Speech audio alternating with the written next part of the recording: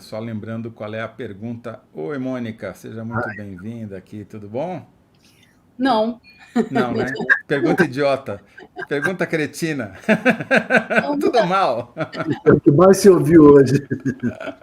Aquele sujeito mal-humorado que as pessoas perguntam assim: tudo bem? Aí o cara diz: por quê? Porque era uma piada, agora é um fato. Mônica, seja muito bem-vinda ao Análise. Ignore a primeira pergunta. Estamos aqui, Thales Faria e eu, para conversar contigo. Primeiro, são duas perguntas que a gente tem para fazer e depois a gente vê qual delas a gente usa na síntese da sua entrevista. Primeiro, por que o Trump ganhou? E não vale dizer que ele teve mais votos. E segundo, quais as implicações disso do ponto de vista econômico para o mundo, né? E, por consequência, para a gente. Vamos lá. Por que o Trump ganhou? O Trump ganhou porque ele conseguiu tocar em algo que está presente na sociedade norte-americana e que nós ainda não conseguimos definir muito bem o que é, e que outros candidatos simplesmente não conseguem apagar. É meio por aí. O, Os resultados. Deixa eu primeiro fazer um comentário geral sobre os resultados, porque tem coisas boas nos resultados, por incrível que pareça. Puxa, mano, vai ser um furo isso. Não é um furo, é uma análise. Então, o que tem de bom? Poderia ter ocorrido o seguinte, né? E aliás era um cenário para o qual muita gente estava se preparando e teria sido inédito e teria sido extremamente complicado. Suponhamos que os resultados tivessem sido mais em linha com o que as pesquisas de opinião vinham mostrando. Então, dito de outro modo, que o resultado tivesse sido muito mais próximo do que acabou sendo e que talvez nós nem soubéssemos no dia de hoje quem havia vencido as eleições. Esse cenário daí era um cenário de tumulto, turbulência e possivelmente crise institucional. Uhum. E estava todo mundo aqui se preparando precisamente para esse cenário. Não à toa, aqui em Washington, e vocês sabem disso pelo Kennedy Alencar que está aqui em Washington tudo está com tapume. Assim, tem tapume barricada em tudo que é lugar. A casa onde mora o Naval Observatory, que é onde mora a Kamala Harris, né, a residência do vice-presidente, que é perto da minha casa, inclusive, tá cheio de barricada, de carro de polícia, de tudo, como se tivesse assim uma guerra em andamento, entendeu? Então, estava tudo preparado para lidar com esse tumulto e não vai ter tumulto, porque o Trump ganhou, acabou, as eleições acabaram, acabou, não tem mais nada para enfrentar pela frente. Isso é bom, isso não é ruim. Então, essa é a primeira coisa. A segunda coisa que eu tenho que destacar aqui é a seguinte: não sobrou qualquer dúvida a respeito do processo eleitoral nos Estados Unidos. O Trump ganhou no voto popular e ele ganhou no colégio eleitoral. Ele ganhou nos dois. Então, essa vitória revela que toda a teoria conspiratória iniciada em 2020, quando ele perdeu, nada mais do que uma teoria conspiratória, porque, afinal de contas, a trajetória do Trump é uma trajetória normal. Ele ganhou, depois ele perdeu, depois ele ganhou de novo.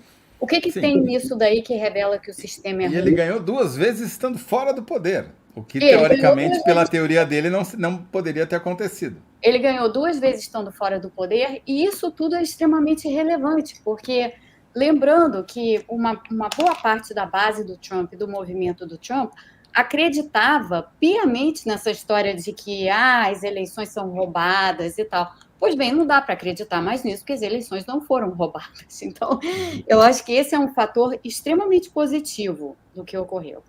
Tem um terceiro fator positivo que eu acho que as análises estão ignorando solenemente, que é o seguinte: lembrem quem é o Trump. O Trump não é uma pessoa que governa para um partido. Embora ele seja do Partido Republicano, o Trump não tem o menor interesse no Partido Republicano, a não ser o que o Partido Republicano pode proporcionar para ele, para que ele chegue ao poder. Então, o Partido Republicano foi importante para ele em 2016 e está sendo importante para ele agora, mas vai perder relevância, porque, lembrem, o Trump não pode se reeleger mais. Essa é a última eleição do Trump. O mandato dele acaba daqui a 4 anos. Isso tem 2 significados. De um lado, o Trump vai estar sem freios. É um mandato completamente diferente do anterior. A gente não pode tomar o anterior como exemplo, porque é um mandato em que o Trump não vai se reeleger. Então, ele não tem qualquer objetivo que não seja o de maximizar os seus próprios interesses. Então, ele não está interessado em maximizar as causas do Partido Republicano mais. Isso é diferente agora. Ele está interessado em quê? Ele está interessado em deportar gente, porque isso daí anima a base.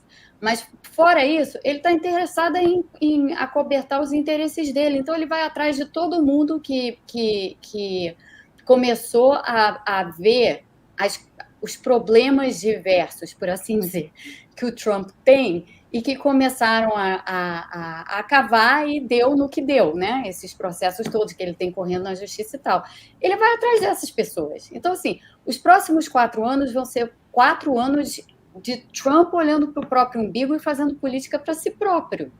É isso que a gente tem que ter muito claro na cabeça. O que significa... A Dulce Vieira de Sena, a Mônica, só para ilustrar exatamente o que você está dizendo, ela falou, no discurso, o Trump agradece o movimento, o MAGA, né, o Make America Great Again, e não incita o Partido Republicano. Não, ele não o Partido Republicano não é... O Trump não se interessa e nunca se interessou pelo Partido Republicano, a não ser por ser a plataforma a partir da qual ele poderia concorrer à presidência. Ponto. Mais nada. Então, qualquer leitura que tente agora já projetar o que vai ser depois do Trump, será que o J.D. Vance, que é o vice-presidente, vai virar, agora vai ter gente da extrema-direita a perder de vista nos Estados Unidos? Pelo amor de Deus, não é assim. Tem essa coisa da dinâmica entre o Trump e o Partido Republicano que vai ficar muito tensionada. E isso é o que a gente vai observar ao longo dos próximos anos. Então, tem coisas aqui que ninguém sabe avaliar ainda. E tem que ter cuidado, eu acho, nessas análises por conta disso. Agora... A análise, desculpa, só para dar um elemento a mais aí. A análise está sendo assim meio catastrofista pelo que ele tentou fazer quando perdeu a eleição e não queria passar o poder, e pelo fato de agora não só ele ter sido eleito, e como você disse, pela primeira vez ganhou no voto popular, né? Teve a maioria dos votos dos americanos, ou seja, tem um apoio que é simbólico também, e tem maioria, o partido dele, mesmo que ele não leve em conta, ganhou maioria tanto no Senado quanto na Câmara, aparentemente, e não muito grande na Câmara, né? Isso faz diferença? Faz. Ele agora tem... Bom, ele vai ter mais ou menos o mesmo arranjo que ele teve no primeiro mandato, o que permite a ele fazer uma porção de coisas logo de cara. A questão, porque ele tem digamos assim, ele tem uma espécie de controle sobre o poder legislativo nesse momento, dado o que aconteceu. Agora, primeiro, esse poder é efêmero, porque dura 2 anos. Aqui tem eleição a cada 2 anos, então na próxima a gente vai ver o que acontece. E a segunda coisa é que eu não acho que o Trump vai fazer tantas políticas públicas assim para o país. Ele vai fazer essencialmente 2 coisas. Ele vai deportar gente e ele vai reacender não é a palavra, ele vai acentuar e acelerar, vamos colocar a seguinte palavra em jogo, a crise com a China. Porque os Estados Unidos, no momento, são o único país que está enfrentando a China diretamente, de um jeito completamente improdutivo. Assim, não está sendo bom e será pior com o Trump, porque vai gerar muita confusão no mundo, né? Com as tarifas que ele pretende adotar, com as coisas que ele pretende fazer com a China e tal. Isso aí vai ter respingos mundo afora. Mas também vai ter respingos para os Estados Unidos, porque na parte toda relativa à transição climática, por exemplo, os Estados Unidos não conseguem fazer transição climática sem a China, porque vamos lembrar de uma coisa muito, muito importante. A China hoje detém o controle de todas as cadeias de produção de energias renováveis. Então, a gente está falando de painéis solares, a gente está falando de, obviamente, veículos elétricos e esse tipo de... Ele quer fazer transição climática? O problema é o seguinte, ele querer ou não querer não é a questão. A questão é, se ele não fizer, os Estados Unidos caem num atraso e numa falta de competitividade vis-à-vis os outros, sobretudo vis-à-vis a China, que não está sendo levada em consideração. Porque, vamos lá, a China hoje é o principal país que produz e exporta veículos elétricos. A Europa está em segundo lugar. Os Estados Unidos não estão nem em terceiro, porque os Estados Unidos não têm ainda não fizeram o trabalho de montar uma estrutura para que você faça a transição para veículos elétricos. E vamos lembrar quem é o parceiro do Trump nessa história toda aqui? É o Elon Musk. E o Elon Musk depende da China, porque as cadeias de produção para veículos elétricos, para painéis solares, para energia eólica, escolhe aí, tudo passa pela China. E a China detém o controle dessas cadeias de produção. Os Estados Unidos não têm controle sobre essas cadeias de produção. Mônica, também explica uma coisa. Eu acabei de fazer um comentário, fiz uma continha aqui de padaria, que é uma ofensa, porque os padeiros fazem conta muito melhor do que eu, mas enfim. O Elon Musk teve um retorno de 134 vezes sobre o investimento que ele fez na campanha do Trump. Ele botou 119 milhões de dólares e a Tesla valorizou 15%, 110, 115 bilhões a mais no valor de mercado do dia para a noite, e ele, como tem 13%, fiz uma conta de uns 15, 16 bilhões a mais de patrimônio. Eu sei que isso daí é teórico e tal, mas enfim, não dá para dispensar, né? 16 bilhões de dólares assim. Pelo que você está falando, até essa subida, essa disparada das ações da Tesla não fazem muito sentido. Não, nenhum. Não fazem nenhum. Mas eu acho que não dá para ter nenhuma leitura de nada a partir dos mercados hoje, Toledo, porque vamos lembrar a que os mercados hoje estão reagindo. Os mercados estão reagindo a um cenário que se clareou no curto prazo, tá? Porque até antes das eleições, o cenário predominante era: nós não vamos saber os resultados das eleições essa semana, vai demorar, vai ter confusão, vai ter turbulência e não sabemos aonde o país vai parar nos próximos 2 meses. Esse era o cenário. Quer dizer, as ações estão subindo pela euforia de não ter havido uma guerra civil. Pela euforia de esse cenário agora não ter nenhuma chance de se materializar. Então, a incerteza que todo mundo achava que ia estar presente, não está. Então, os mercados hoje estão reagindo a isso. Não dá para ler mais nada na reação dos mercados. Só isso. Nada mais é possível.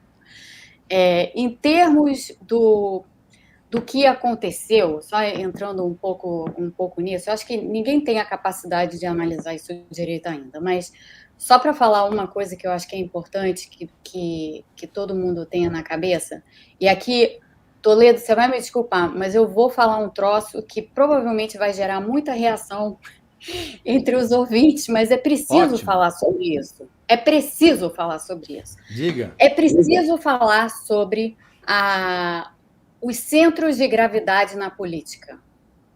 Porque hoje os centros de gravidade na política estão nos extremos. E vamos colocar as coisas às claras. Nos extremos. Sim, tem extrema-direita, mas também tem extrema-esquerda. E a gente não vai conseguir ir a lugar nenhum se a gente resolver posicionar o centro de gravidade da política em vários países nos extremos, seja direita, seja esquerda. Não vai dar certo.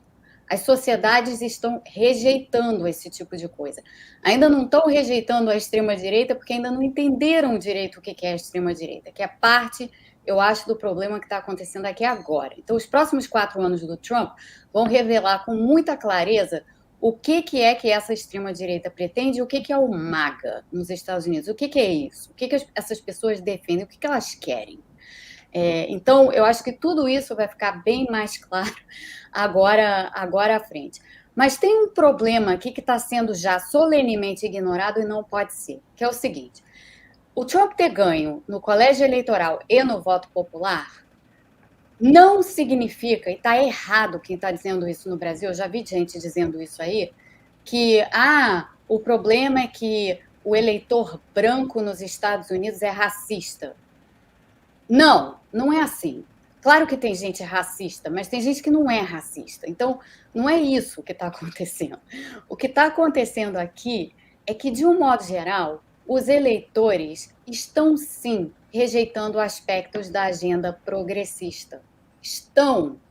E enquanto a gente não reconhecer isso, principalmente nós que defendemos um centro de gravidade na política que esteja mais no centro do que nos extremos, enquanto nós que defendemos essa posição não reconhecermos que essa tendência de rejeitar pautas muito progressistas em sociedades que ainda detêm traços conservadores, como é o caso aqui nos Estados Unidos e também é o caso no Brasil, enquanto a gente não se der conta disso, a gente vai perder a eleição. Então, essa é a realidade aqui nos Estados Unidos. Você vê, o Partido Democrata está perdendo a eleição direto e não consegue ganhar do Trump.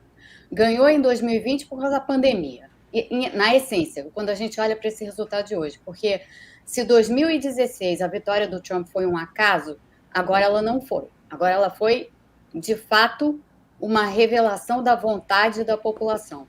Ainda que pessoas tenham votado no Trump porque não queriam votar na Câmara. Então, ainda que isso tenha ocorrido, essa foi uma revelação de preferência. Os eleitores preferem essa mensagem da extrema-direita à mensagem progressista dos democratas. Então, tem um problema, né? Tem um problema. E a gente precisa começar a pensar sobre esse problema. Você está advogando, e eu tendo a concordar com você, se não totalmente, mas em grande parte, que não adianta você querer impor uma agenda porque você ganhou uma eleição se a maioria das pessoas não está convencida de que essa agenda deve ser implementada, né? E agora, deixa eu te levantar a questão econômica. Os indicadores econômicos americanos, assim como os brasileiros, são bons, mas a percepção dos americanos sobre a economia, ou pelo menos o impacto que ela tem na vida deles, é muito diferente do que dizem os indicadores. A gente já conversou um pouco sobre isso, mas eu queria que você falasse um pouquinho mais e o que significa isso daqui para frente. Olha, francamente, eu vou dizer que o que eu acho que está acontecendo aqui, e de novo, é o que eu acho. Então, essa é uma opinião mais ou menos embasada, porque, bem, tem algum embasamento, mas de resto são observações e impressões minhas, assim, e meio hot take, que é uma coisa que eu não gosto muito de fazer, que é dar impressões assim sem muito embasamento. Mas olhando a situação tal qual ela se apresenta hoje e a maneira como as pessoas vinham reagindo com essa história da economia, francamente, eu só tenho uma coisa a dizer, Toledo. Eu acho que o grande problema aqui foi precisamente essa confusão toda que existe em torno dessas pautas identitárias que muita gente na sociedade, aqui nos Estados Unidos, democratas e republicanos, já não estão mais a fim de discutir. Então, eu acho que as pessoas realmente estão cansadas, aquilo que realmente está cansando o eleitor são as brigas identitárias e coisas desse tipo que, no final das contas, não tem nenhuma relevância para o dia a dia das pessoas. Assim, o que eu digo do dia a dia não tem nenhuma relevância para o que as pessoas querem, assim, ver no dia a dia, que é o quê?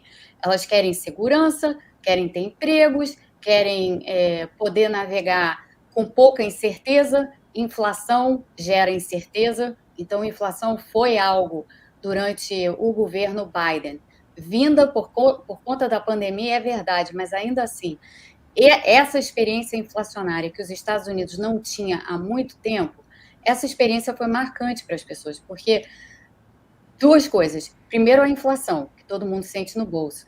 Segundo, a subida dos juros. A subida dos juros tem um efeito enorme aqui nos Estados Unidos. Por quê? As famílias e os consumidores se endividam para consumir. todos eles, muito mais do que no Brasil. Então, aqui tem uma cultura de endividamento. E quando a taxa de juros sobe, a dívida fica mais cara, as pessoas não podem consumir. Então, isso daí gera uma insegurança para as pessoas, porque Curiosamente, elas perdem padrão de consumo. Só para terminar, desculpa, eu sei que está um pouco longo, mas só para terminar o raciocínio, para além disso, tem o efeito dos juros nas taxas de mortgage, nas taxas de hipotecárias. E as pessoas aqui têm casa, elas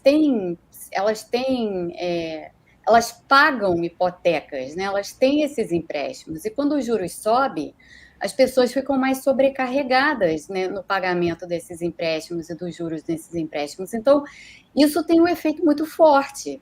E foi mais ou menos isso que a gente viu. Esse efeito forte, ele ficou.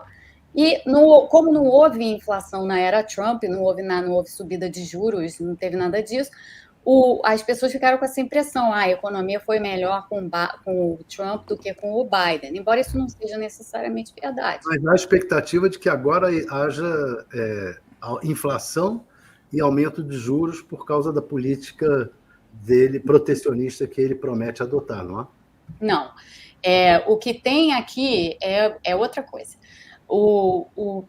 Primeiro, o instituto onde eu trabalho tem feito muitas análises e pesquisas e avaliações quantitativas, inclusive das políticas que o Trump mencionou. A gente ainda não tem o plano econômico do Trump, mas o que ele disse que ele queria fazer e que ele ia fazer. Tarifas, que é o principal instrumento de política econômica do Trump. Desculpa, que apareceu um mosquitinho voando aqui. Tarifas. O que é uma tarifa? Tarifa de importação é uma alíquota que você impõe, é uma tarifa, é um imposto que você coloca em produtos importados. Então, na prática, uma tarifa de importação para o consumidor, uma tarifa de importação é um sales tax, é um imposto sobre venda, porque é assim que ele chega para o consumidor. Então, no que diz respeito às importações, sim, elas ficaram mais caras, esses produtos vão aumentar de preço. É possível que isso vire uma alta mais generalizada de inflação? Pode ser que sim, pode ser que não. Tem alta pontual nas importações? Sim. Isso se espalha? Não sabemos. Não espalhou nos primeiros 4 anos do Trump, quando ele fez as tarifas. Então, não necessariamente essas políticas são inequivocamente inflacionárias. Tem que ter isso em conta, porque já sair dizendo que essas políticas vão dar inflação e aí a inflação não vem, é perder credibilidade. Então, tem que esperar para ver. Agora, de todo modo, o consumidor americano será afetado negativamente caso o Trump venha a fazer as políticas tarifárias nos moldes exagerados que ele discutiu em campanha. Então, isso a gente ainda tem que esperar para ver. Os efeitos disso vão ser muito fortes e não vão na direção que as pessoas estão imaginando. Vão ser ruins para os consumidores, para os trabalhadores, para as empresas. Nada disso entrou nas contas ou na avaliação das pessoas ainda. Está todo mundo tentando se entender nesse contexto do que ocorreu. Mônica, infelizmente o tempo voou aqui e não precisou nem taxá-lo, que ele já deu o tempo. E a gente não queria nem te interromper, estava ouvindo, deixa. Estava aproveitando aqui. Mas assim, o cenário que você está traçando, primeiro, tem que esperar. Tem que esperar. Tem que esperar. Tem que esperar, não adianta fazer análise precipitada, não adianta a gente tentar adivinhar, isso não é um exercício de adivinhação.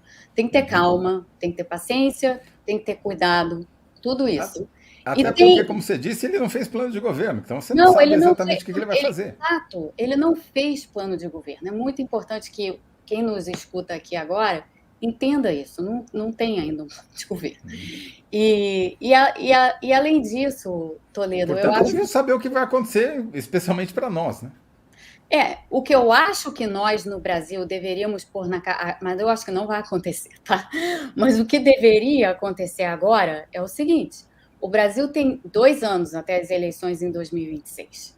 O Brasil é o Brasil, os Estados Unidos são os Estados Unidos. Os contextos são diferentes, os problemas são diferentes, as sociedades são diferentes, tem muita diferença, mas tem algumas coisas em comum, e que a gente vê com clareza. E eu acho que uma coisa em comum, que para mim está gritante aqui nos Estados Unidos e no Brasil, é o desconforto da sociedade com essa história dessas pautas identitárias. Há um desconforto muito grande, essa é a realidade.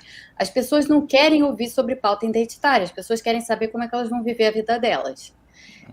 Então, se o candidato ou candidatos de 2026 que quiserem apresentar um centro de gravidade política condizente com o centro, seja esse centro um pouco mais à direita ou um pouco mais à esquerda, não importa, se esses candidatos não fizerem o trabalho de apresentar alternativas em que a população possa confiar, já que a população tem um viés conservador, e ela tem, não adianta a gente querer fugir disso, no Brasil e aqui, o que vai acontecer é que, de novo, o Brasil vai desperdiçar 2 anos e daqui a 2 anos a extrema-direita volta ao poder. Porque hoje a extrema-direita no Brasil já se reconfigurou e tem uma cara que vai além e transcende o bolsonarismo clássico que nós aprendemos a ver com o nosso...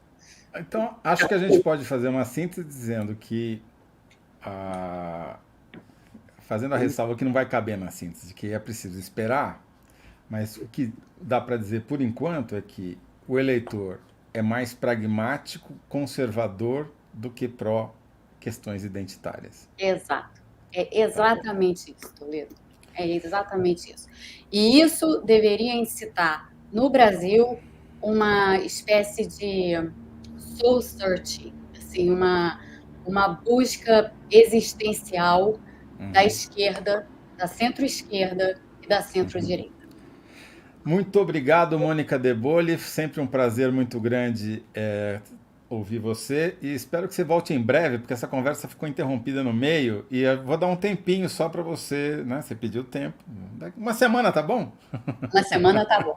Então tá bom, daqui a uma semana a gente volta a conversar. Uma semana, Toledo e Thales, eu acho que a gente vai ter uma ideia não muito melhor, mas a gente vai ter um pouco mais de clareza. Hoje é um dia muito contaminado, né? Hoje é um dia extremamente contaminado. Perfeito.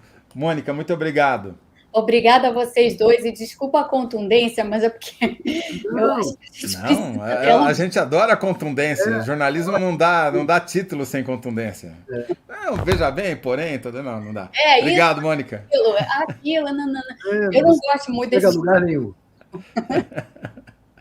Tchau. Obrigado, Mônica. Obrigada. Tchau para vocês dois. Bom dia. Bom dia. Olha, Thales, eu tenho uma má notícia para você. Perdi. Você perdeu a enquete. Eu acho que é a primeira derrota sua, né? É a primeira. Tudo tem uma primeira vez. Você e a Câmara. Né? Qual ganhou? O público ganhou com 56% dos votos. A vantagem razoável aqui, né? Fora da margem de erro. E então ficou assim, a síntese do primeiro bloco do Thales, que vai para o comentário dele. Novas provas achadas pela PF podem adiar fim do inquérito do 11 de janeiro, mas o público gostou mais daquela síntese que... E não vai dar em nada.